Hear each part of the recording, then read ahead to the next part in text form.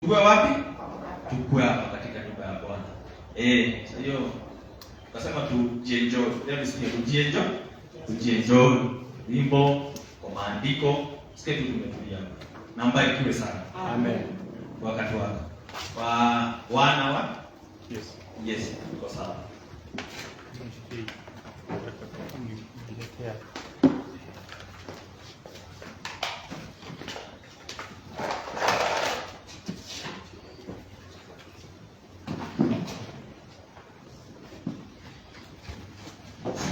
Naomba niwasalimu katika Bwana. Hamjambo? Bwana asifiwe. Praise the Lord. Amen. Nimefurahi sana asubuhi ya leo kwa sababu ya Bwana kuchukua ruhusa ya kuja hapa na pia kutukubalisha kukusanyika hivi ili tuweze kushiriki katika sababu ya siku ya leo.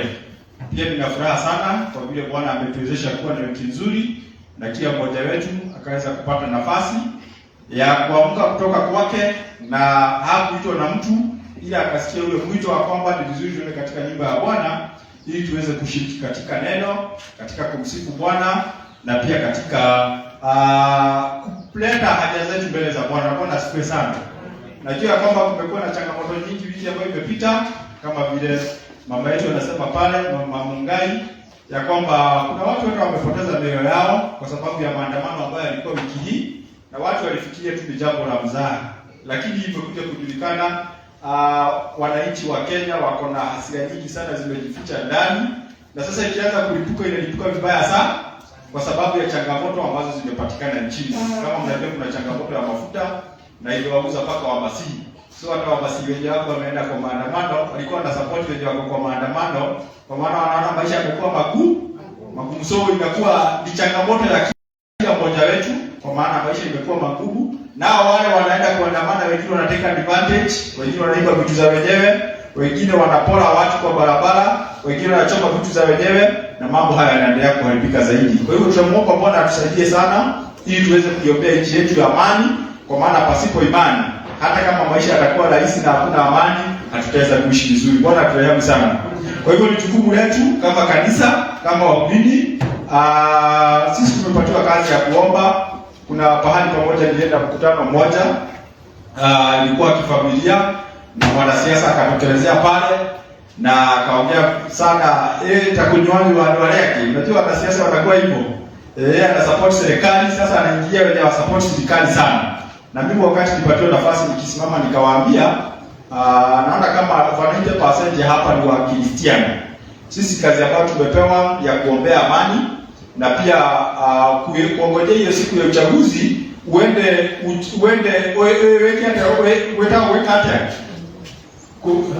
kutigo kulia diagwasho sio kuamrisha utaidorana hiyo jina Kiswahili gani? Kuwapatanisha, sio hata si kupatanisha, kuwataganisha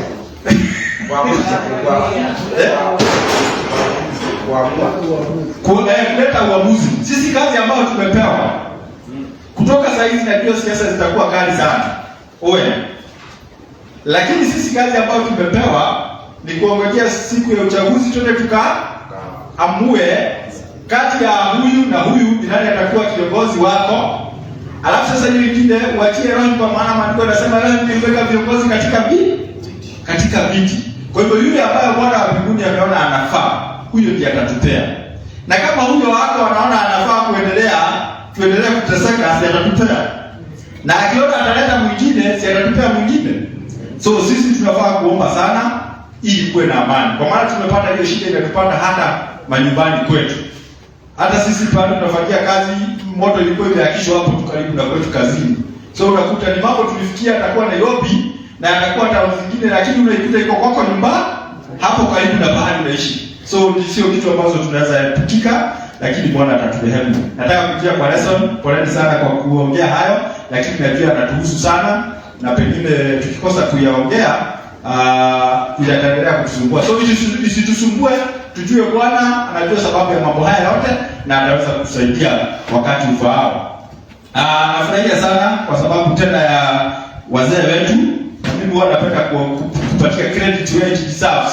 Wakati umepatia kijana kama huyo tuongoze siku ya leo, mimi nasikia vizuri sana kwa sababu ya grooming future leaders. So next time wakienda mahali pengine au hata ni mahali hapa, ataweza kusimama mbele ya watu na kuwaongelesha, kwa maana alipata confidence mahali alikuwa anafanya nini? Anasoma. So when we are grooming the young people to leadership, then tunawasaidia kwa sababu wazee wetu na wazazi wetu wanaendelea kuzeeka na sisi vijana tunaendelea kukua wakubwa. So ni vizuri kuwa groom na kuwapatia nafasi. So kama atakosea tutamwambia jioni hapa na hapo ulikosea, lakini so far hajakosea. Thank you very much. Lesson inasema aliye mkuu kati yenu mtumishi. Si ndio leo? Ikone kuwa hata. Unapona mkilale yake atuike dukata. Hii ni sababu moja na ya kipekee sana hii kanisa letu huwa liko na tofauti na kanisa zile zingine. Kwa maana kanisa zile zingine aliye mkuu ni mkuu na ni bwana wao. Bwana asifiwe.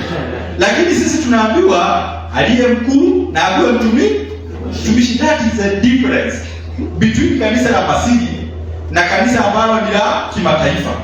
Kwa maana kanisa la kimataifa yule ambaye ni mkuu huwa anachukua ukuu wote mpaka anakuwa kama ndiye Elohim hapa duniani. Si hata kuna yeye ambaye mnamuita anayesimamia Masihi hapa duniani. Shalom shalom. Hiyo ndio mambo ambayo iko hapa duniani. Wengine wanamuita reverend. Na reverend ni kuonyesha mtu wa kuheshimika zaidi ya zaidi. Hiyo majina ambayo ni ya Elohim inapatiwa mwanadamu kwa maana amepatiwa cheo kikuu katika kanisa lao na anaonekana mtu wa kipekee sana. Bwana asifiwe. Wengine wanamuita baba mtakatifu. Na huyo mtu anaonyesha kwamba hafanyi dhambi. Wao wanapinga kwamba yeye ni kuna jina ambalo huwa wanatumia. Kuna jina ambalo huwa wanasema is it in fact doubt. Kuna jina ambalo wanatumia kuonyesha kwamba yeye ile decision atamake na apeane ni nzuri na ndivyo hivyo. Shalom shalom. Bwana asifiwe. Lakini sisi tuko watu kipekee sana. Kwa maana wazee wetu saa zingine tunawaambia hapo tukionelea pangekaa hivi na wanatusikiza. Shalom. Kwa sababu wananyenyekea ili wao watumishi wetu. Kwa hivyo hata sisi wanatusikiza vile tunasema most of the time tunataka hilo jambo kama la kawaida, lakini pale wengine hakufanyiki hivyo. Hata kuna kanisa za Masihi ambazo kiongozi akisema kitu ni final. Hawana option ya kusema nilikuwa naonelea kama tungefanya hivi ingekuwa mzuri kuliko hivi. Na yeye kiongozi anaona na kweli hiyo point ni mzuri. Ni mzuri. When we say like that, tunakuwa kanisa ambalo ni la Masihi ambalo limebaki wakati huu wa mwisho. Bwana asifiwe. Kwa hivyo tunasoma somo kuu katika Luka 9 mstari wa 46 hadi 62 na tutasoma kwa haraka yule ambaye amefungua Luke chapter 9 verse 46 to 62. Tusikie aliye mkuu kati yenu mtumishi. Unataka tusome kwa lugha gani? Boko na ndogo kwa lugha gani? Kinasa mwe. Siele ndio ndio madhaba hiki. Kama kuna mtu ambaye tusome kwa Kiswahili basi. Kama kuna mtu ambaye hasikii Kikuyu au haelewi, sio kusikia nasikia, ni kuelewa, tusome kwa Kiswahili basi. Wakaanza kuhojiana ni nani atakayekuwa mkubwa miongoni mwao. Naye Masihi alipotambua mawazo ya mioyo yao, alitoa mtoto mdogo akamweka karibu naye, akawaambia, yeyote atakayempokea mtoto huyu kwa jina langu anipokea mimi, na yeyote atakayenipokea mimi ampokea yeye aliyenituma, kwa kuwa aliye mdogo miongoni mwenu nyote huyo ndiye mkubwa. Yohana akajibu akamwambia, Bwana mkubwa, tuliona mtu anatoa pepo kwa jina lako, tukamkataza kwa sababu hafuatani na sisi. Yashua akamwambia, msimkataze kwa kuwa yeye ambaye si kinyume chenu yu pande wenu. Ikawa siku za kupaa kwake zilipokuwa karibu kutimia, yeye aliukaza uso wake kwenda Yerusalemu.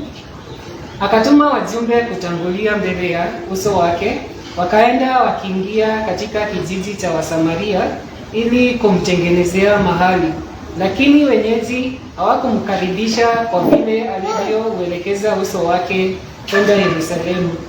Wanafunzi wake Yakobo na Yohana walipoona hayo walisema, Bwana, wataka tuagize moto ushuke kutoka mbinguni uangamize kama Eliya naye alivyofanya? Akawageukia akawakanya, akasema, hamjui ni roho ya namna gani mlio nayo. Kwa maana Mwana wa Adamu hakuja kuziangamiza roho za watu, bali kuziokoa. Wakaondoka wakaenda mpaka kijiji kingine. Na walipokuwa wakienda njiani, mtu mmoja alimwambia, nitakufuata kokote utakakokwenda. Yoshua akamwambia, mbweha wana pango na ndege wa angani wana vioto, lakini Mwana wa Adamu hana pa kujilaza kichwa chake. Akamwambia mwingine, nifuate. Akasema, Bwana, nipe ruhusa kwanza niende nikamzike baba yangu. Akamwambia, waache wafu wawazike wafu wao, bali wewe enenda ukautangaze ufalme wa Elohim.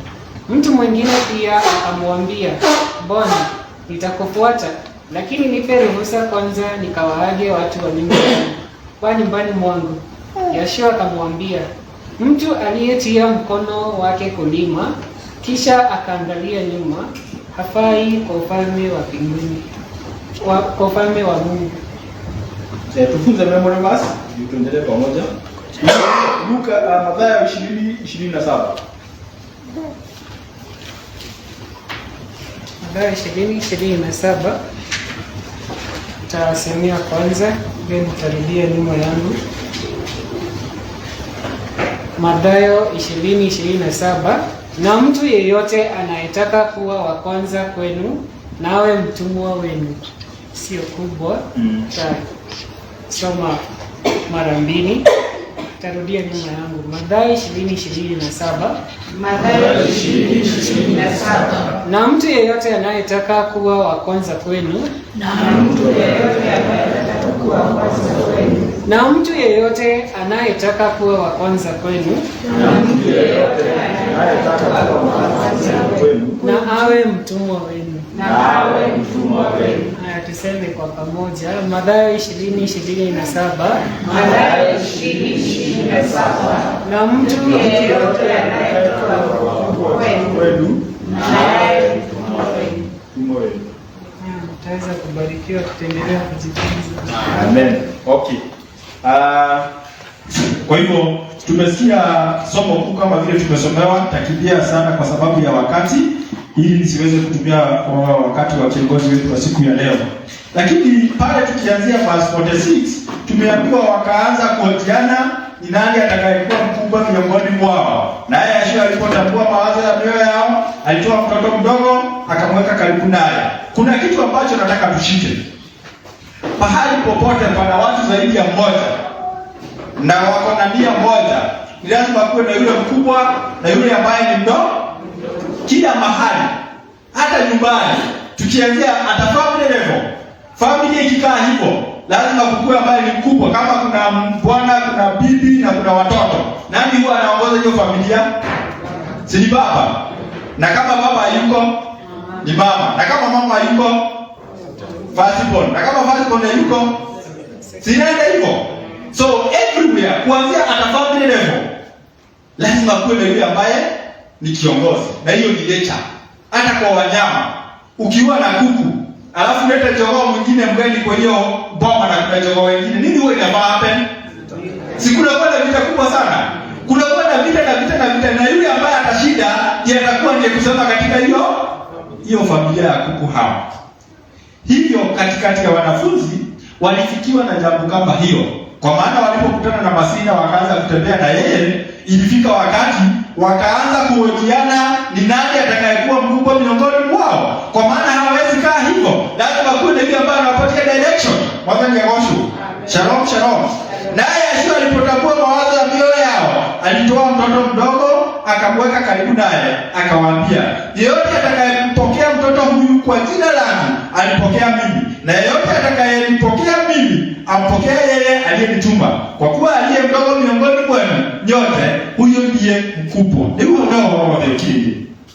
Na hapo ndipo nataka tu discuss hiyo lesson. Tunaambiwa yule ambaye atakayekuwa aliye mdogo miongoni mwenu nyote, huyo ndiye mkubwa. Hivyo ni kusema nini? Let's try to discuss. Oe. Hivyo ni kusema nini? Kutoka kwa perspective yangu. Yes. Yule mwenye ako na cheo. Ni hapa kutumikia wale wengine. Aha. Yule ambaye ako na cheo ndiye anafaa kutumikia wengine. Haya, ndio kwa upande mama Jerry. Na wanitaka tu. Wewe ndio ndio na ndio mkono. Tangu mbele na economy basi unakikoyo. Todo hapo hapo hizo ndio ikalije basi. Ndio hasa mwanzo wa 48. Luka kenda 48. How do you discuss? Nigenda tukina hapa. Luka kenda 48.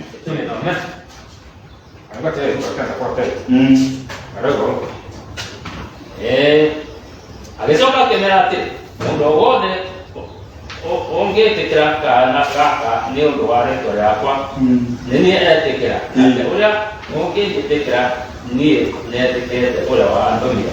Nĩgũkorwo ũrĩa wĩ mũnyinyi kũrĩ arĩa angĩkĩte nĩ yanyu ũcio nĩwe mũnene. Hau ndio tuishije wao. Huko ni kuga atia. Inafahamu. Mimi naona ni kunyihani goro moro wayo kwa ni nyingi tegwagara wa. Atendeweka hapo. Ni kibuno. Kwenye yatia.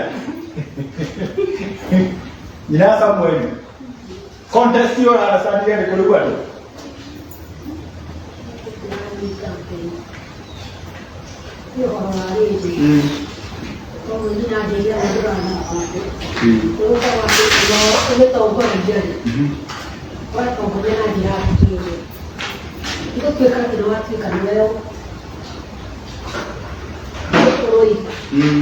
Yes, but Nigeria is Ndio kwa kiambu kwa hapo nje. Wala ndo batikio mai. Batikio mai. Basi kilo kama na moki hapo ninapo ndio kama. Ongole. Back possession ndio kwa wote. Wewe unapo ndio. No heto jukumu ni ndio. No niko hapo ndio. No corona ndio ndio sio ndio. Niko mhudhuria na njia kwa nani. Bere kuingiria ndo nacio urera ritikugatia tukira tuingira ugakorwo ukimenya atiriri ni uramenda tukira tugoca mwemehia no tikoma command nena njira gukorwo atiriri sinaka yani nigari hadiko explain na kumbe nyoka iguaga atiriri ni uramera mugakorwo atiriri no undu atiriri gutire mundu tangihota kuwoko tukire kana tuge kana tubangie kumenya no yo possession yo heto kamihũthĩra na njĩra ya kwĩnyihia na kinyo na kuona atiriri there is nothing tondu ũrĩa ũrĩ mũnene mũno rĩngĩ nacio ũrĩa ũkũhota kinya nĩguo mũgakorwo nĩndero yes. Thank you. Ngai maoni maku bari ku horo-inĩ ũcio. Lesson hilo ndio tuigwe there. Inaonelea Yes. hiyo kuna kiongozi lakini asawazishi watu wote. Hata vile ambaye anaonekana kama hana nguvu au akitoa pia sikio. Thank you. That is very good. Ndio hiyo maoni inaendelea vizuri, yote inatoka hiyo side tatu. Hapa before tukuje hapa mbele. Yaani kichonyoka kama. Charo. For example, kitu kina SMS. SMS ndio wale mwanjiti wa kandani. Na kiongozi atwage ndio kila mama. Ndio anataka mutikanta tukana mwana ndio wake. SMS. Asia ndio ameka. Ndio awapike ndio ambalo nyare. Asia yale kama ndio agenda yake. Mtu wa Kenya. Atokiwa nyare. Ora pete moto nyare o eta ba na no nyare ne wa apo kira mono kwa jama makinyana ko mundo ni ko tal kira kagira sado ndio matika ya kutashi matika ya tu apa makama ta iratu akeninya atema kumuda nyare atema kiragia atoro ga kama kumuda na petro kira ya rada kenya ya ta dasi atema dawo na de chempata na ada dia madapia yone je mawakate yake tu tena Mesia Mesia ama dia nenda apa ko ni ada ni menjadi orang bejaya kan ama ni ate ne ko tu ka tu se te han je tu ya je ni ya udah tu atu dia dorong kita buat Mesia dia ko mati dia lalu ada dia ko mati dia ni jual ada hari dia orang ada dia ko dia temu apa dia ke atau mati dah dia atau mati orang dia kan ya ke naudi untuk si ko tanya si Mesia yani untuk si untuk kami dia ada namun untuk orang soal Mesia oh dia ada itu dan dia orang kita ko ni tu adik pada berkata, dia puan orang yang kaya kata, dia mau terpakai, dia mau terspesial. Untuk siapa kita itu dah Mesia, dan tu ni Nigeria, ada dia tu Kenya nah kita kau pasti ni kalau tu orang baru tu mati lagi. Untuk siapa kita itu dah Mesia, dan Mesia kita sudah ada. Menurut kau dah tu kah? Mana ni? Atau kaya? Dia kata. Yes. Na ilikuwa historia ya pastor. Tukianza hiyo roho budu wa kanisa. Tunaanza roho position ile shiko ndio wakani. Kwa tulia atakolia kwa youth. Katika ndio shiko tunalelia. Bado mo the hand of the moja wa shemanya katika ndio mnaenda vizuri. Ndio tuale na yake mmoja wa mbuzi. Kwa kutia sisi tukiamua ile ndio tulia tunaanza roho budu wa kanisa. Pastor leo. Ulipati ya discussion. Thank you. Shalom. Nafikiri Masihi alikuwa anaangalia utumishi, huduma. Kama sasa tukitaka kutuma mtu aje achukue kitu hapo peleka pale, tutaangalia yule mdogo. Hawezi kaanza kusema ati kwa sababu chukua hii ili peleka pale. Kaangalia ni nani mchanga. Na kwa hivyo katika kuhudumiana, huduma yoyote, huyo ambaye unaona amejitolea kufanya hiyo kazi ndio mkuu hapa. Kwa hivyo si yule ambaye anaonekana kama yeye ndiye kiongozi, ni yule ambaye anayehudumu. Kwa hivyo kutoa hiyo huduma ndio uongozi. Thank you. Kwa hivyo sisi tuko pamoja. Jina hatutukije tereka. Ya kwamba tunaongea kuhusu katika huduma. Aliye mkuu kati yenu awe mtumishi. Kwa hivyo katika hali zote wakati tutakuwa tukiishi pamoja, yeyote ambaye anatuhudumia huyo ndiye ambaye kwa ni mkubwa. Kwa sababu Masihi aliwaosha wanafunzi wake, aliwatawala wanafunzi wake. Kwa hivyo wakati wanawahudumia alikuwa anaonyesha ndiye mkubwa, lakini na different way. Kwa maana dunia haitakubali hivyo. Shalom. Au nafikiria watu ambao wanatafuta viti za kisiasa hapa wanatafuta kwa nini? Kuna kitu inaitwa pyramid. Wakati tulikuwa tunasoma inaanzia na mambo basic, mnajua hao mambo. Mtu anang'ang'ana kutafuta chakula, mavazi, pale pa kuishi, anaenda hivyo. Pale mwisho katika pyramid akipata mali, huwa anatafuta kitu inaitwa power. Kama ilikuwa inatafutwa na Uhuru. Sisi tunataka power. Na sababu ya mtu kutafuta power ni kwa sababu hata akiwa na mali nyingi na hana power, hana usemi. Kwa hivyo kuna pahali atakaa chini aambiwe. Na yeye hataki kuambiwa, anataka kuwa anasema shalom. Kwa hivyo wale wanakuwa na idea tofauti ya kuwa mkubwa. Lakini sisi tunasomeshwa siku ya leo njia nyingine tofauti ya kuwa mkubwa ni kuwa mtumishi. Kwa hivyo wakati tunafanya huo utumishi katika kanisa na katika waumini na katika familia na katika kijiji, huo wakati unakuwa ni wewe mkubwa, lakini pengine watu wanaona kama wewe ni mtu mdogo sana. Shalom. Kwa hivyo tutaendelea na maswali na majibu. Najua tumeweza kuelewa mpaka hapo.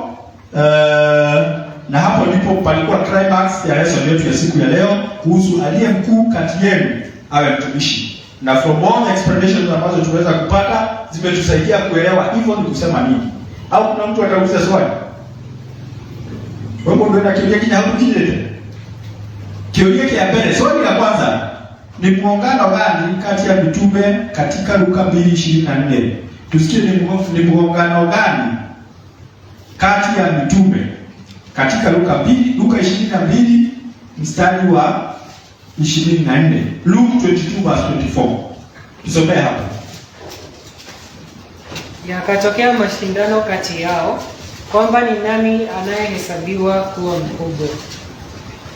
Kwa hivyo hili ni jambo ambalo lilikuwa linawasumbua wanafunzi sana, na sijui kama hata sisi wewe inatusumbua. Unajua ni vizuri tuwe practical. Mama Daiwa, tukukula wanikumbia na unataka hata nyenga hiyo. Wewe kanasa. Udoshi ndio tukijaga. Udoshi ndio tukijaga. Hili sio wale watu wanajaribu kufikiria nani mkubwa kuliko mwingine. Hilo jambo sio very special. Ilikuwa hata katika wakati wa mitume. Kwa hivyo sio ati kitu ati ni kubwa ati ilipatikana. Mitume wanaulizana, kuna mgogoro katikati yao nani mkuu? Nani mkubwa? Je, Mwokozi alikuwa atumikiwe au kutumikia wengine? Verse 27. Maana aliye mkubwa ni yupi? Yeye aketie chakulani au yule atumikaye? Siye yule aketie chakulani, lakini mimi kati yenu ni kama atumikaye. Kwa hivyo ndio nimemwambia kwamba katika imani hii ni tofauti sana na imani zingine ambazo watu wao wanaamini. Kwa maana imani hii, yule ambaye anakaa mezani, yule ambaye analeta chakula, huyo analeta chakula ndiye anaonekana mkubwa kulingana na maandiko. Lakini kulingana na dunia, yule ambaye ameketi mezani ndiye ambaye ni mkuu. Mwabati ya washo. Ati kulingana na na muonere watu. Mundu na munenere ni gwikara gathi akareherwo irio kana tiguo. No kulingana na maandiko mundu na munenere turone ni mundu ucio rehaga irio. Na Mesia ĩkĩmera atĩrĩrĩ, niĩ ndĩrenda tũraga na inyuĩ ndari ũcio warehaga irio kana ũrĩa warehagĩrwo. Maitio wewe ndiwe wareha? Mwathani agocwo. Kwa hivyo hili ni jambo la kipekee sana ambalo linafaa kuingia katika mawazo yetu na ichange attitude yetu. Na tukiwa na attitude kama hiyo, tutaweza kutumikiana mtu na mwingine kwa roho nzuri. Mara nyingi ukifanya kitu sana hata katika kanisa mtu anachoka. Na unasikia kaya leo ni mbona ni mimi tu nilikuja? Mbona hao wengine wako wapi? Mbona ni mimi kila siku nafanya hivi? Lakini huo wakati hiyo jambo linaonyeshana utumishi mkuu sana mbele za Elohim. Bwana asifiwe. Amen. Ndio rekodi ushuri. Na wakati wangu noli, na wakati ukawenage kole. Adora kwa hiyo kama dhana tele. Wewe peli ya mwanene ndio unaonekana tukatetamo. Na ndio mwanene. Lakini sisi huwa tunataka sana kutumikiwa. It is nature. Isipokuwa ni kukosa pengine mtu kufanya kitu, wewe unasikia tu uko starehe tu umekaa tu hapo, mambo ifanyike, wengine wafanye, wewe ufanye nini? Usabiwe. But that time Masihi anasema yule ambaye anatumikia kulingana na Masihi, huyo ndiye mkuu. Tunaulizwa Mwokozi alisema nini kuhusu viongozi wa mataifa wakitumikisha na kudhihirisha mamlaka. Marko 10 mstari wa 42. Na hapa maneno ambayo tunadiscuss kitu tunasoma katika Mark 10:42. Mark 10:42. Yes. Yeshua akawaita akawaambia, wajua ya kuwa wale wanaohesabiwa kuwa wakuu wa mataifa huwatawala kwa nguvu, na wakubwa wao huwatumikisha. Yes. Huwatawala kwa nguvu na wakubwa wao huwatumikisha. Katika imani ambayo tumeamini, it is a total different thing. Kwa maana hapa hakuna mtu atakutumikisha cha nguvu. Shalom, shalom. Na hakuna mtu atakuongoza kama nini? Mataifa au atawacha kwa nguvu. Hakuna mtu ambaye atakuongoza kwa nguvu. Shalom, shalom. Na ndipo hakuna siku hata moja mzee wa kanisa au deacon au mwingine alisimama hapa akasema ni lazima tufanye jambo fulani. Kani hali kudhanya. Shalom. Ndio tupiga practical. Hebu soma kwa Kiingereza. Yes. Tusome kwa Kiingereza. 42. Sema hivi. Yes. But Yeshua called them to him Mhm. and said unto them, Mhm. You know that they which are accounted to rule over the Gentiles Yes. exercise lordship Mhm. over them, Mhm. and their great ones exercise authority upon them. Exercise authority na hiyo jina ya pili umetumia gani? Lordship. And lordship ni bwana gani?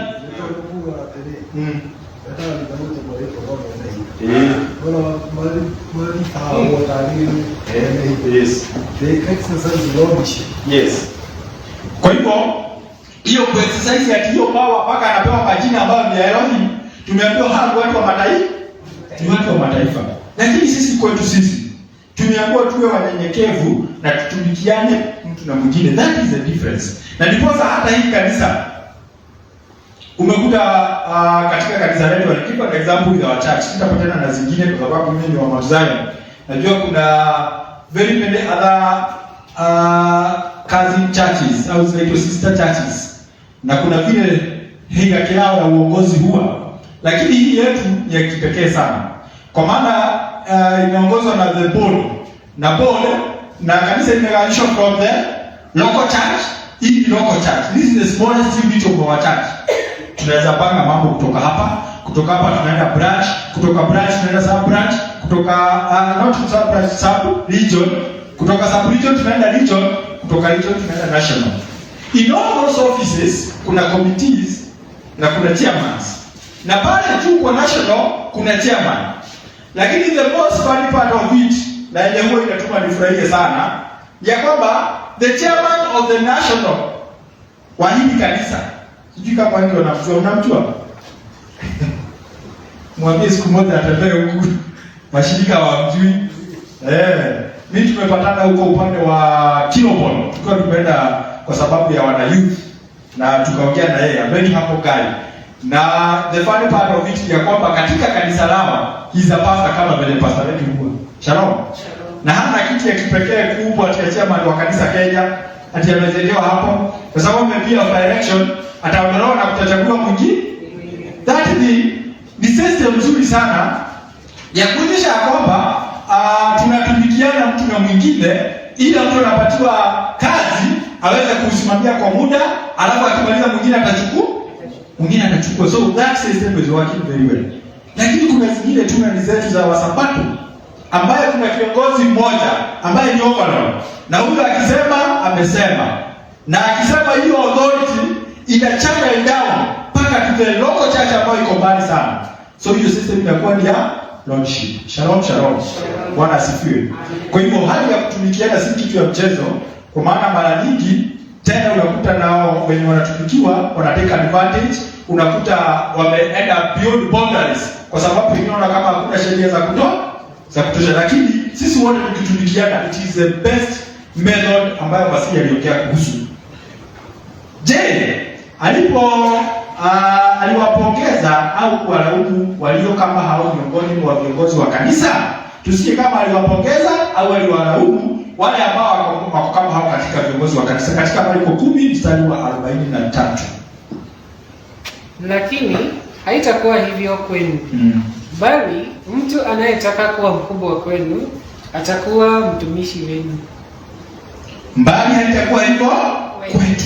Kwa hivyo sisi yule ambaye anataka kuwa mkuu na akuwe mtumishi, anytime umepata opposition yoyote, hata kutuongoza kama vile ndugu yetu anatuongoza siku ya leo, ni vizuri sana anyenyekee sana, ajue amekuwa mtumishi wa nani. Shalom. Wakati unaongoza unaona hawa ambao unaongoza ndio wakubwa kukuliko, lakini kwa Elohim wewe ndiye mkuu. Shalom. That attitude ya humility ameshika mashuma akwedia ni matoa mwana yake kunene haja na kukuagilia mno. Bwana asifiwe. Kuna lesson ambayo nilikuwa nayo na ilipotea, najaribu kuitafuta kwa marafiki zangu sijaipata, ambayo inaitwa self. Na self, hiyo lesson ilikuwa inasema self ni omodo, uliokuwa kwa dhidi wa modo. Inakuwa na mtu anakuwa na kitu kinaitwa pride. Na ndiposa ukikuja hapa siku ya Sabato na wewe ni mhubiri ukose kupata nafasi, utaenda nyumbani ukiwa unasikia vibaya kwa kwamba hukupatiwa nafasi. Shalom shalom. Anytime unasikia hayo mambo yanainuka sana, ya kwamba ni wewe unatakana kuwa hapo, ni wewe unatakana kusema, nafasi ikosekana, unasikia vibaya. Wewe ni muimbaji, nafasi ya wimbo imekosekana, na huko ndani unasikia vibaya, self ndio huwa inainuka. Shalom shalom. Na ile hali ya attitude ambayo Masihi angependa tuwe nayo inakosekana kuonekana kwako au kwangu. Mwana yeyote ndiye muno nigenda tukahota kujia. Ati na mwote pia gani? Gona kunigane? Ndio ndo mwana. Shalom shalom. Onekeka hindi yekere, ona hindi yekere, ukamenya mwenye ndio akufagite huyo ndoi. Kada akufagite windei, kada akufagite oneka mwekeka uwe, nilitubia. Na hindi yale naoneka mwekeka ugekatya. Self igathiĩ no ta self ĩrĩ igũrũ ũkoraga were ndagũtuĩka nĩwe na wona opportunity yothe ũkamĩhũthĩra with lordship and authority. Atĩ we nĩwe wagĩrĩirwo nĩ gwĩka ũndũ fulani, wauga ũndũ ũcio ndwagĩrĩirwo nĩ gũkarania nĩ mũndũ na mũndũ agĩrĩirwo nĩ kũrehe maoni tofauti, then ngoro yaku ĩgathũka hĩndĩ ĩrĩa gwathiĩ ũguo. Tumeona ya kwamba Masihi alisema atakayekuwa mkubwa na aletee na kuwe mtumishi wa wengine. Tunaulizwa hivi, je, Mwokozi alitupa mfano wa kutumikiwa au kuwahudumia wengine? Marko 10:44 and 45. Na mtu anayetaka kuwa wa kwanza wenu, yes, atakuwa mtumwa wa wote. Yes. Kwa maana Mwana wa Adamu naye hakuja kutumikiwa, bali kutumika na kutoa nafsi yake iwe fidia ya wengi. Yes, kwa hivyo wakati wote Masihi alikuwa na wanafunzi wake na akihubiri na akifanya nini? Yeye mwenyewe alikuwa anatumikia.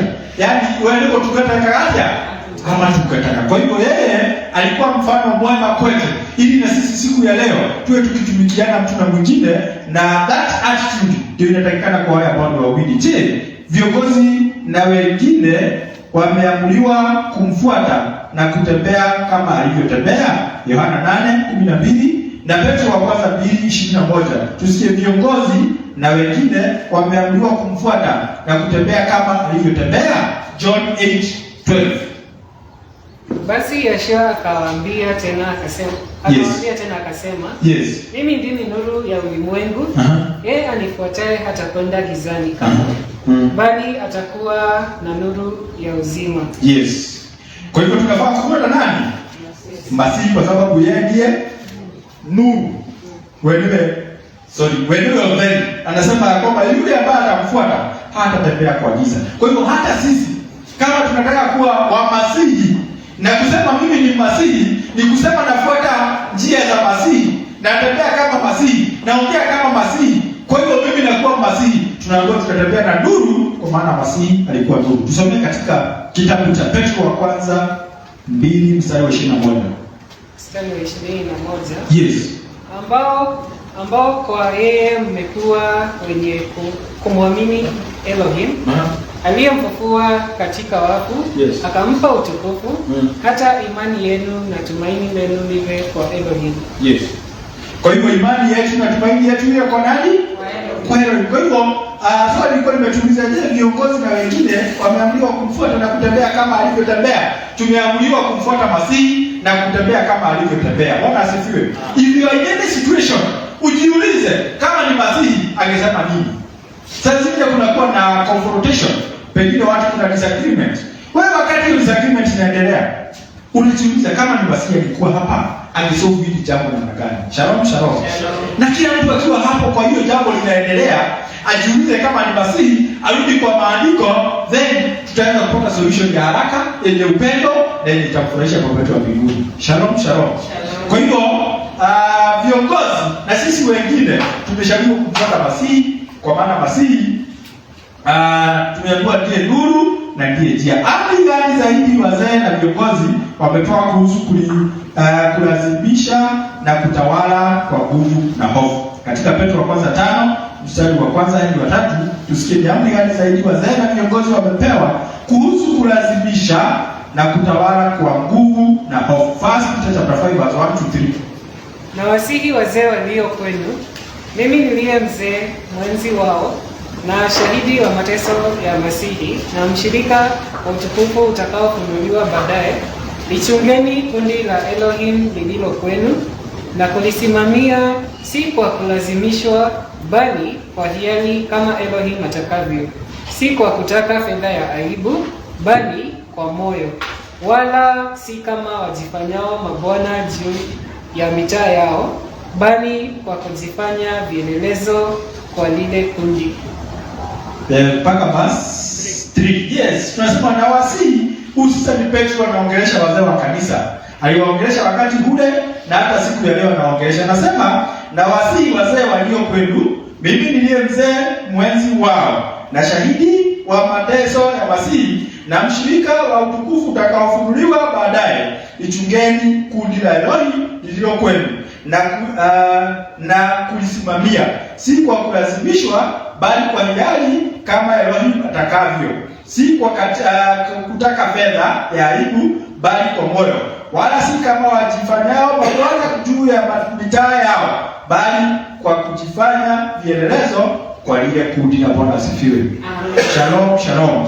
Kwa hiyo viongozi wameshauriwa waweze kulichunga kundi la Elohim lililo kwenu na kulisimamia, si kwa kulazimishwa, bali kwa hiari kama Elohim atakavyo. Kwa hivyo mtu akifanya hiyo kazi kwa hiari, si kwa kulazimishwa, ataifanya kwa upendo na atapenda watu ambao anatumikia. Tunaomba tuelewe. Mundu akitongoria ndu atakulazimishwa ni kama atongoria wega na ndio shukuru shilinga kenaga ni ndio wakutongoria wao madhani ya washo. Lakini kama amelazimishwa, uambiwe wewe lazima ukue kiongozi wao na hilo jambo halitaki, atakuwa anafanya hilo jambo kwa roho mbaya na atakuwa anawachukia hawa watu na atakuwa anawafanyia mambo mabaya, na kwa sababu wako in authority atawahala sana. Bwana atuhemu sana. Shalom, shalom. Kwa hiyo tumeshauriwa vizuri ya kwamba wala si kama wajifanyao mabwana juu ya mitaa yao, bali kwa kujifanya vielelezo kwa lile kundi. Kwa hivyo kiongozi anafaa kuwa kielelezo. Kwa hivyo kama ni kutenda mambo mazuri, maamri ya baba yetu, kuishi maisha ambayo ni mazuri, kiongozi anafaa kuwa a very good example, a picture to the others, ya kwamba watu wakiona kiongozi hata wao wanakuwa kama yeye, wanataka kuwa kama yeye. Lakini kama kiongozi ameishi maisha mabaya, hajakuwa na kielelezo kizuri, hata wale ambao anawaongoza watataka hawawezi akakuwa mentor wao, wawezi wakataka kuwa kama yeye, kwa maana yeye atakuwa kielelezo kizuri. Kwa hivyo hilo ni jambo ambalo ni la maana sana kwa viongozi. Na nafasi gani na wajibu wa viongozi? Ndio swali, tuko swali la 8. Nina nafasi gani na wajibu wa viongozi kuelekea waumini wa kanisa la Mungu? Ni nafasi gani na wajibu wa viongozi kuelekea waumini wa kanisa la Elohim? Matendo ya Mitume 20:28. Alafu ni hiyo ni swali kashinanishwa. So, wacha tusikie ni nafasi gani na wajibu wa viongozi kuelekea waumini wa kanisa la Elohim katika Matendo ya Mitume 20:28. Zitunzeni nafsi zenu na lile kundi lote nalo ambalo Roho Mtakatifu amewaweka ninyi kuwa waangalizi ndani yake, mpate kulilisha kanisa lake Elohim, alilolinunua kwa damu yake mwenyewe. Yes. Hilo ni andiko ambalo liko na nguvu nyingi sana. Tumesikia kwamba inaanzia na kusema nini? Jitunzeni. Kwa hivyo hata kiongozi amepatiwa changamoto ya kutunza nafsi yake. Shalom, shalom. Kunakuwa saa zingine na changamoto, unakuta mtu ametunza watu wengine mpaka amejisahau na yeye. Bwana asifiwe. Hata wengine wanasahau na familia zao. Unakuta mtu hata alisahau na familia yake kwa sababu ya kufanya nini? Kuangalia kuchunga kanisa au kuchunga kundi la Elohim. Lakini nimeambiwa achunge nafsi yake. Alafu akimaliza kuchunga nafsi yake na lile kundi lote nalo, na pia achunge lile kundi lote nalo. Kwa hiyo anaanzia na yeye mwenyewe, anakuwa yeye amejichunga na amejiangalia na maneno yake yanaendelea vizuri sawa sawa. Alafu sasa anapata ile moral authority ya kuchunga kanisa la Elohim. Bwana asifiwe. Shalom, shalom. Kwa hiyo hata wewe ukiwa na ile position na kazi yoyote au na uongozi wowote, hata katika kanisa, hata katika familia kijijini, leo tunashauriwa ya kwanza, wewe ukuwe very good example. Wacha isiwe ya kwamba wewe ukiwa kama kiongozi ni wewe unapinpointiwa na mambo mabaya. Hautaweza kuongoza hawa watu vizuri kwa maana you are not a good example. Lakini when you are a good example, hata wale ambao unawaongoza watakuwa wanasema na kiongozi wetu ni mzuri. Ni mzuri. Alafu ukamaliza na kusema nini? Hebu niongeze mahali kidogo. Yes. Shalom. Siku na kipindi kinaita wazee kukumbuka.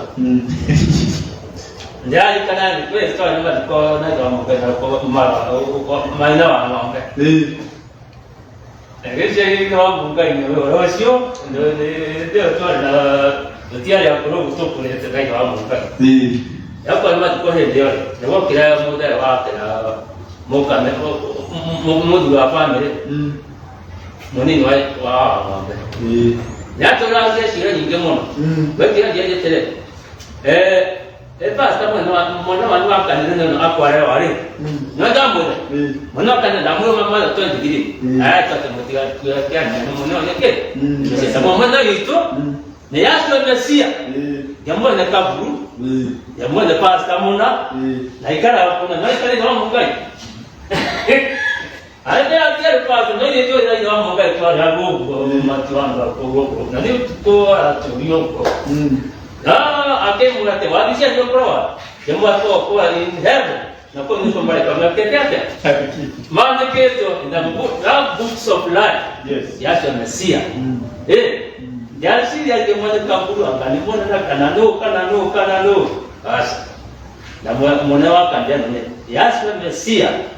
Na Maria maandikezo pe. Wadisha nani? Nekora ke kora inguru. Hai kana ndio mungai.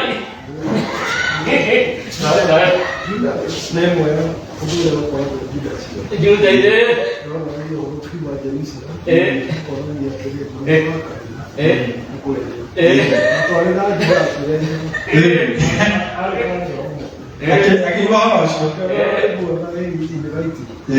Idoke hapo mare kwa nani?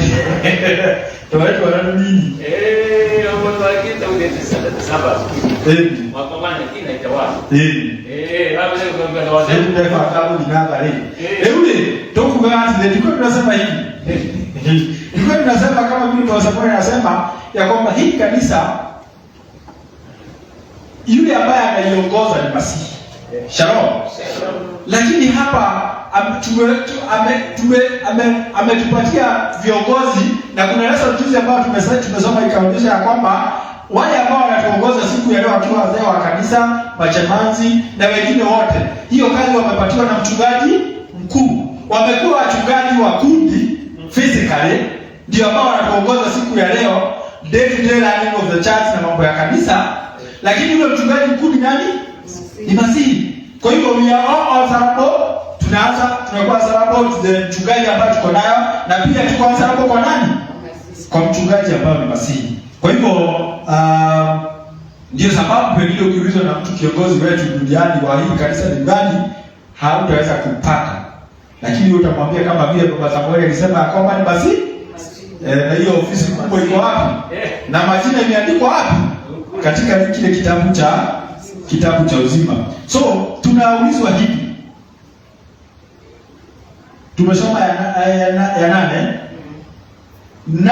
Nini itakuwa kazi ya kila mwanafunzi au mfuasi wa Masihi kudhibitisha upendo wake kwake? Nini itakuwa kazi ya kila mwanafunzi mfuasi wa Masihi kudhibitisha upendo wake kwake? Lakini pia kwa sababu ya wakati tuko na maswali 17. Yohana 21:15 inasema nini? Basi walipokwisha kula, Yesu akamwambia Simoni Petro, "Je, Simoni wa Yohana, wewe wanipenda kuliko hawa?" Akamwambia, "Naam Bwana, wewe wajua kuwa nakupenda." Akamwambia, "Lisha wana kondoo wangu." Nini itakuwa kazi ya kila mwanafunzi au mfuasi wa Masihi kudhibitisha upendo wake kwake? Haya, ili swali sasa tutajibu. Tumesikia ni nini itakuwa dhibitisho, Nini itakuwa kazi ya kila mwanafunzi? Sinikulisha kondoo. Shalom. Kwa hivyo sasa tumepatiwa jukumu kila mmoja. Hili jukumu limeacha kupatiwa tu mzee wa kanisa. Kwa hivyo usio unasema kwamba mzee wa kanisa amepatiwa kazi tu ya kulisha kondoo. Kila mtu amepatiwa kazi ya kulisha kondoo. Na umepatiwa kazi ya kulisha namna gani? Kama ndugu yako au dada yako hujamuona au ako na changamoto, wewe ukasema kwamba mimi sitamshughulikia kwa sababu hii ni kazi ya pasta. Hapana, wewe umepatiwa jukumu ya kumlisha. Bwana asifiwe. Shalom shalom. Ndio hetu ya kuligeria boro na mwelewithe wanyu. Tondu tuiwate rere. Iyo ndio njira ile tukihota guthibitisha ati twende tao. Twende Mesia. Ndio ndio wewe mwelewithe. Sijui kama umeshaisikia hiyo tena mapango. Ati wewe kuona ni ndio Mesia ni kumuteithagiriria wira wa gwikapia. Wakuhetwo wangu yako. Nituika wako. Unajua ni vizuri tunajiuliza. Huwa tunafanya hivyo. Na kuhetwa wangu yako nani kuga hata? Pastor. Kuhetwa wangu yako leo.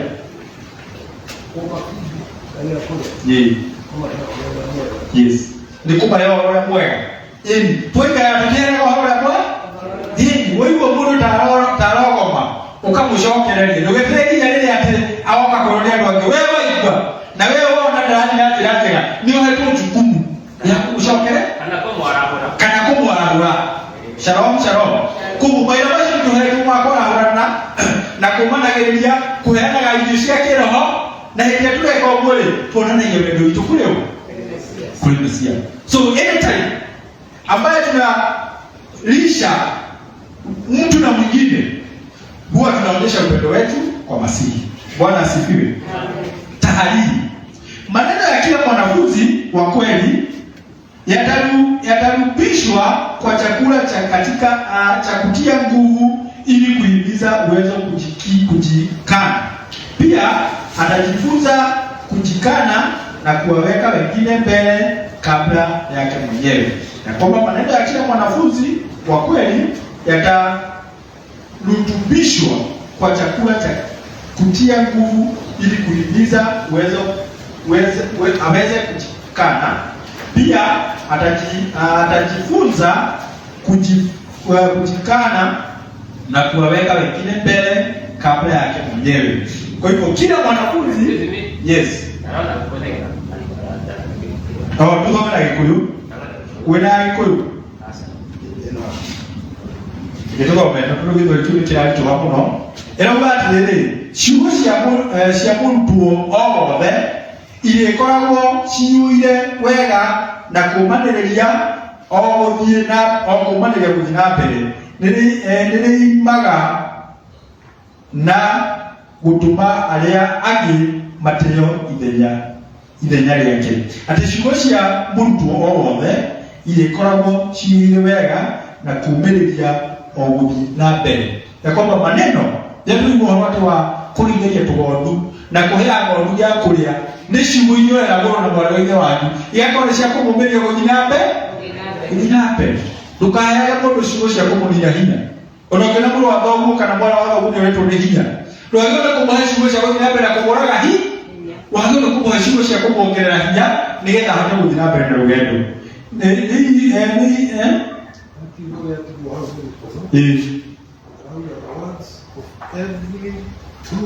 Yes. Every true disciple. Ciugo cia mũrutwo othe wa ma. The true disciple. Nĩ ikoragwo ciuire wega na kũmanĩrĩria gũthiĩ na mbere. Koguo rĩrĩa tũrauga ũhoro wa kũrĩithia tũgondu rĩ na kwĩra ũndũ ya kũrĩa rĩ nĩ kũhea mũndũ ciugo cia kũmũteithia gũthiĩ na mbere. Tondũ mathĩna no maingĩ rũgendo-inĩ. Kana tongo? Tũkomanagĩria mũndũ na ũrĩa ũngĩ. Kutwika jukumu hili maalum juu yetu. Mwokozi wetu alitumia maneno lisha kondoo wangu katika Petro akiongelesha Petro yani Yohana 21 mstari wa 16 na 17.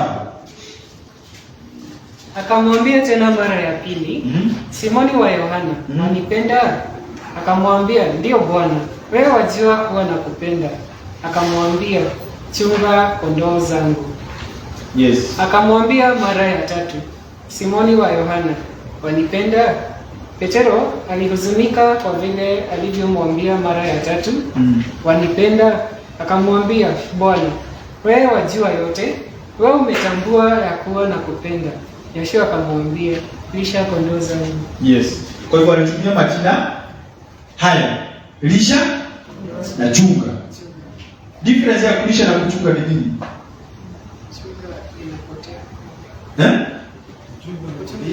Yes, kuchunga ni kulinda, ni kupatia chakula. Shalom, shalom. Kwa hivyo tumepatiwa jukumu mbili sana za maana sana, ili tuonyeshe upendo wetu kwa Masihi. Ni kuchunga kondoo zake na kulisha kondoo zake. Ni zake au wake? Lugha ya Kiswahili, mama Mungai alikuwa mwalimu wa, ulikuwa unasomesha Kiswahili. Ndio kitu kinakutisha kama mno. Hata kwa leo ni broken hapo, ndio anao kai mambo magani. Ni kulisha kondoo wake au kulisha kondoo zake? Kondoo wake. Okay. So, kulisha na kuchunga. Kuchunga tumesikia ni kama kuprotect. Kuligerea.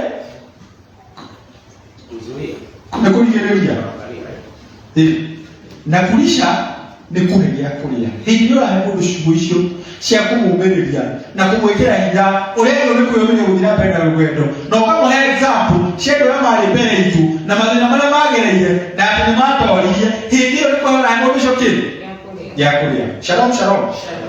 Bwana asifiwe. Kwa hivyo tumepatiwa jukumu hilo na ni lazima tulichukue na tuwe tunalifanya practically, ya kwamba tuwe tunachunga kondoo na tunalisha kondoo.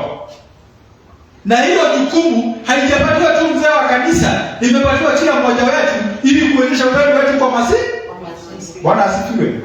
Kwa hivyo mzee wa kanisa ana jukumu ya kuangalia kondoo zikiwa zote katika boma, lakini hao kondoo nao wamepatiwa kazi ya kuwa wanalishana na kuchungana. Yes. Maybe hapo kwa kuchunga. Yes. Nipatiane tu kama analogy. Yes. Kitambo vile niliweza kuingia kanisa, mimi tu nilikuwa introduced na marafiki walikuwa wa shule. Yes. Na walikuwa wa Messianic Assembly, lakini hakukuwa na kusanyiko lao huko nyumbani kwetu. Yes. So hii Sabato tutasoma maybe ni Jerusalem. Next Sabbath tutaenda maybe Mount Zion. Yes. Ingine inakuja tunaenda kusanyiko lingine, hatujui hata jina ni gani. Yeah. So wakati mmoja mahali ambapo nilikuwa nashiriki sana ilikuwa ni Mount Zion. Ndio ilikuwa karibu na kwetu nyumbani. Yes. Alikuwa anaitwa Baba Njoroge, maybe unamjua. Sasa aliniita kando after ibada imeisha. Akaniambia mtu huwa ana msimamo. Sio leo uko hapa, kesho uko mahali pengine. Ukiweza sema utapotelea hapo katikati, tutasema wewe ni wa wapi. So naangalia hiyo, naona kama ilikuwa ni njia ya kusema ni kuchunga. Yes. Yeah, so maybe kwa ile harakati ningejipata hata niko confused, nijipate tu nimepotea. Yes. Shalom, shalom. Sisi kama umesikia kwenye au wewe unaelezea ya kwamba mzee wa kanisa ambaye tunamjua Baba Njoroge na alituacha waamini, alimuita wakasema tulikuwa na anaruka anaenda hivi akamuita akamuelezea ni vizuri kuwa na msimamo, usipotelee hapo katika. So wakati alikuwa anamfanya hivyo alikuwa anamchunga, ni mchungaji. Shalom, shalom. Bwana asifiwe. Hizo ndizo jukumu ambazo tunaambiwa na Masihi, tutasaidia watu. Ukiona mtu amekuja Sabato ya leo, kesho hajakuja, anakuja after ya 4, alafu anakaa miezi 6, anakuja, mara unasikia sikia kwa wapi, mara huelewi, mara haendi mahali, huyo mtu umepatiwa jukumu ya kumwendea na kumchunga. Shalom, shalom. Kumuonyesha faida ya kuwa tunakutana hapa kila Sabato, kwa sababu tunakuwa tunatiana nguvu na tunasoma maandiko kama haya yanaweza kuwa msaada kwako na kwako. Mwadhani ya washo. Kwa mwele, yetu kuhoroa, liidagia tumondu. Liidagia tumondu. Heaga tumondu ya kulia. Ni mimi na wewe tumepatiwa hiyo jukumu. Hiyo jukumu. Kwa hivyo usiachie hiyo jukumu sema ni ya mtu fulani. Hapana, hiyo jukumu ni yetu. Mtu akikuja hapa siku ya Sabato na kuna changamoto mingi sana asiongee hapa, alafu ibada ishe, huyo mtu atoke aende. Kusiwe na mtu ambaye atakufuatilia ajue kama haya mambo yaliweza kuisha. Kama ni ugonjwa, alikuwa na ugonjwa hospitali, hakuna mtu anaweza kukufuatilia. Tumekosa kufanya ile kazi ambayo tumepewa ya kuchunga kondoo za Masihi. Shalom. Kwa hivyo kutoka sasa na kuendelea, tuendelee kuchunga kondoo na kulisha kondoo. Je, maisha ya Paulo yalijaa kujikana pamoja na shida, au alikuwa kwa sababu alikuwa kiongozi aliyechaguliwa katika kanisa la Mungu akitafuta faida za kimwili na kufuata maisha ya urahisi? Je, maisha ya Paulo yalijaa kujikana pamoja na shida, au alikuwa kwa sababu alikuwa kiongozi aliyechaguliwa katika kanisa la Mungu akitafuta faida za kimwili na kufuata maisha ya urahisi? Katika Wakorintho wa 2:11-26-28 tunaambiwa Paulo wakati alikuwa kiongozi wa kanisa alijaa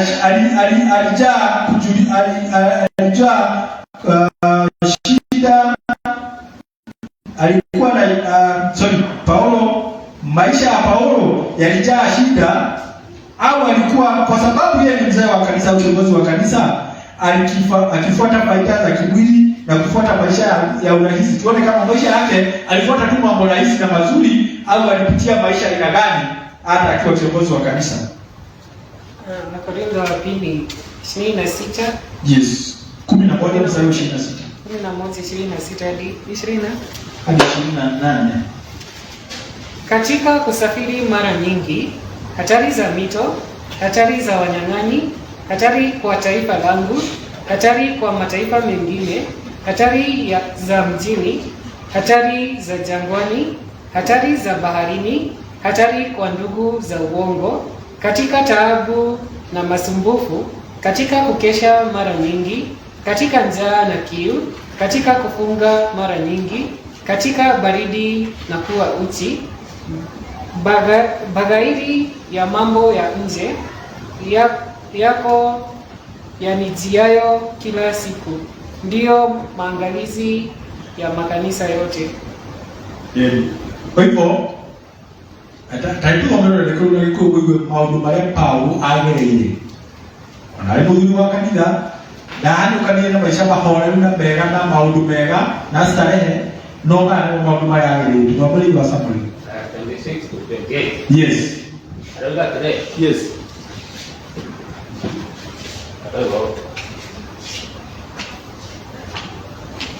Aroga today. Dana kinya ndo nyinge. Na neka inge dana na kuwati ngeringa jowe na watu nyadi na watu wando rito na wati wa ando aria matare aya ngudi na ngakiona wati matora ine na weroi na iria na ninge wati wa ando aria mahena nagia ate ne ario aida rito na ndatora bitala mawera ma nenogana ngedene kap na ngakirara gakaige onde igweta ninge ngahota na nganyota na ngati gakaige kite kuria renge ngaikara ngegua gaheho na ndenjaga jodei na ninge amwe na maundu maria mange itana gwetare yari horo kuria ohinyagĩria mũthenya o mũthenya naguo nĩ wa gũtangĩkagĩra maũndũ marĩa makoniĩ makanitha mothe. Mwathani agocwo. Ciũria nĩ citomũra gĩkũ nĩgetha wĩingĩre kũgũrũ-inĩ gwa Paulo wone maũndũ marĩa agereire. Atena njaga, anahũta, anaga gũkoma, na maũndũ macio mothe agĩtarĩria rĩ, nginya mathĩna marĩa onagĩria andũ arĩa marĩ ao rĩngĩ ahutire zake.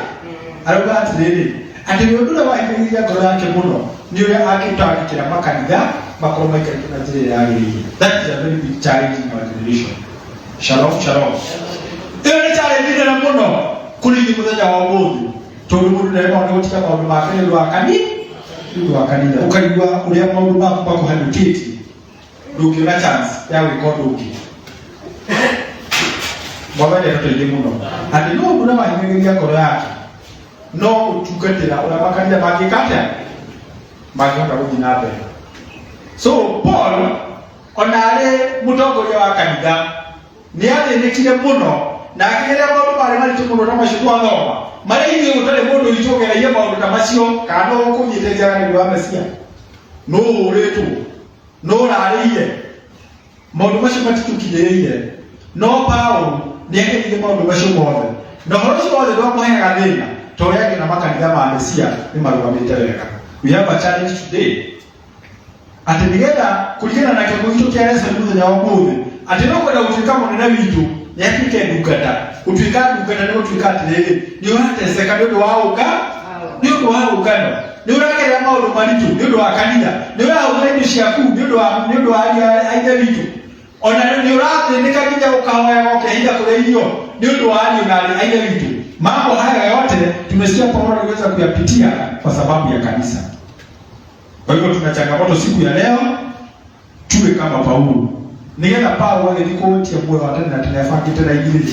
Wanaandika watakuwa malizo yake tuwe moyo ndio kate. Ndio he moyo. Tondũ wĩra ũrĩa mtire wale wĩra mũnene mũno itupia fair na ithuĩ tũkĩtuĩka tũgĩikara ũguo starehe na tũgenderea atĩ mũndũ ũcio wagereire maũndũ maritũ ũguo atĩ tũkaheo kĩreno igana-inĩ. Ũguo mũnini ũngĩhota gwĩka ũmũthĩ ĩka kaũndũ kau kanini Mwathani agũteithĩtie no ũhote gwĩka rĩ ĩkaga na ngoro njega ũtakũrora ũrĩa andũ megwĩka kana marafuatilia ũhoro ũcio kana matirafuatilia. Je, Paulo aliwaongoza watu kwa sababu ya vitisho, kulazimishwa na hofu, au alikuwa chini ya amri zake kwa njia ya upendo? Katika Matendo ya Mitume 20 mstari wa 31 hadi 35. Ate Paulo rĩ atongoririe andũ nĩ ũndũ wa kũmatisha na kũmarasimisha na kũmerekeria guoya kana kũmatũma magenda guoya kana amaigaga nũndũ wa watho wa wendo magĩka maũndũ macio na wendo. Atumwo 20 mweri wa 31 na mweri wa 35. 31 to 35. Kwa hiyo kesheni mkikumbuka ya kwamba miaka mitatu usiku na mchana sikuacha kumwonya kila mtu kwa machozi. Basi sasa nawaweka katika mikono ya Elohim na kwa neno la neema yake ambalo laweza kuwajenga na kuwapa urithi pamoja nao wote waliotakaswa. Sikutamani fedha wala dhahabu wala mavazi ya mtu.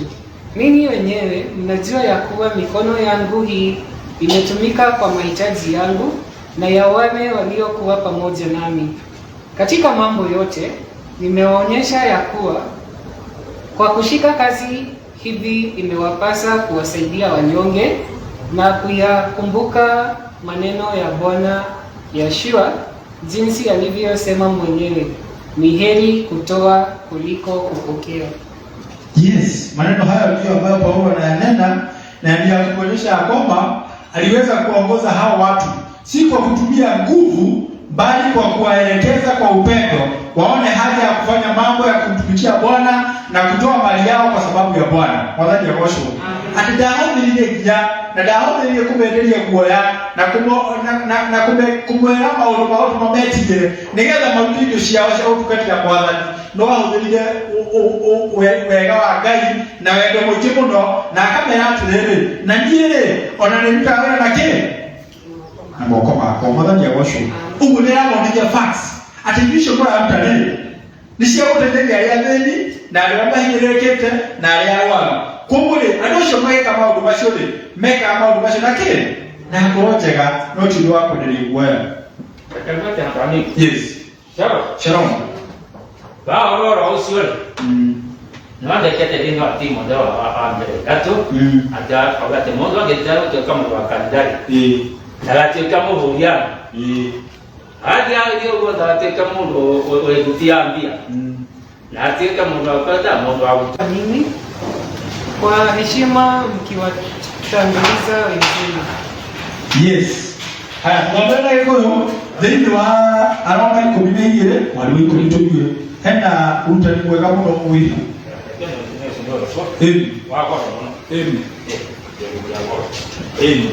Hakwenda na Hakuna na alia ambi aida vizuri.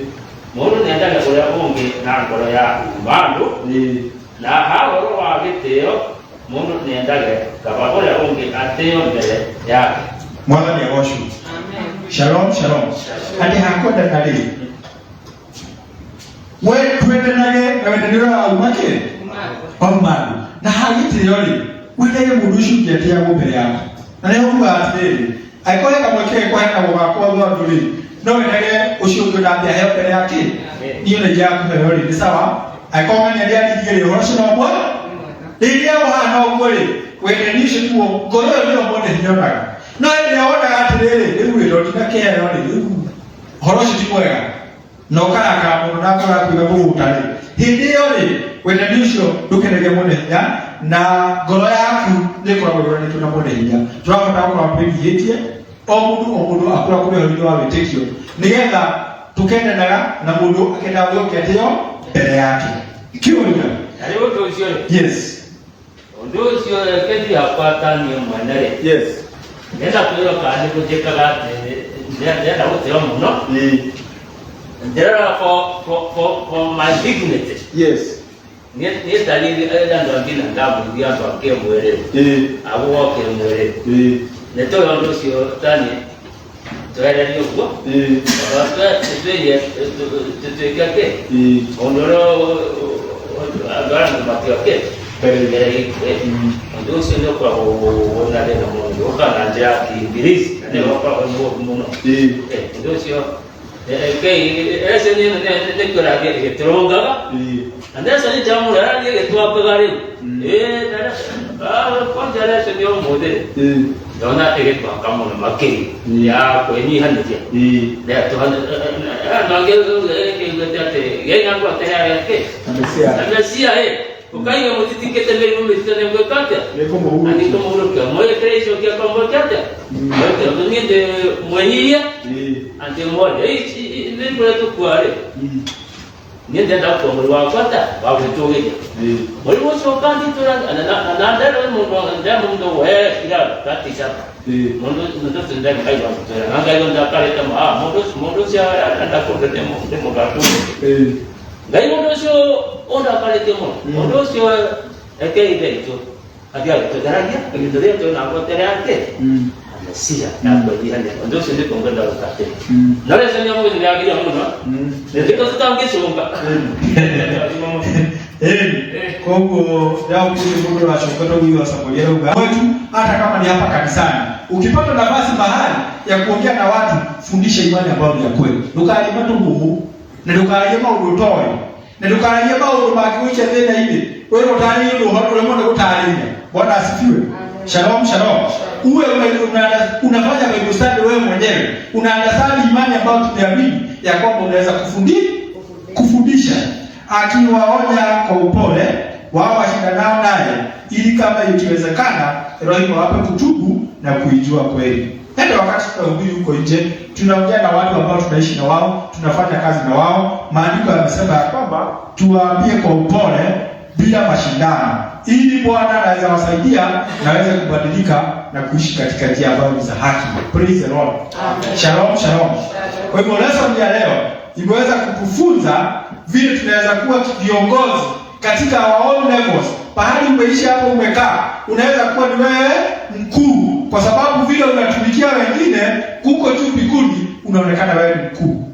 Shalom shalom. Ati hao the modu walele.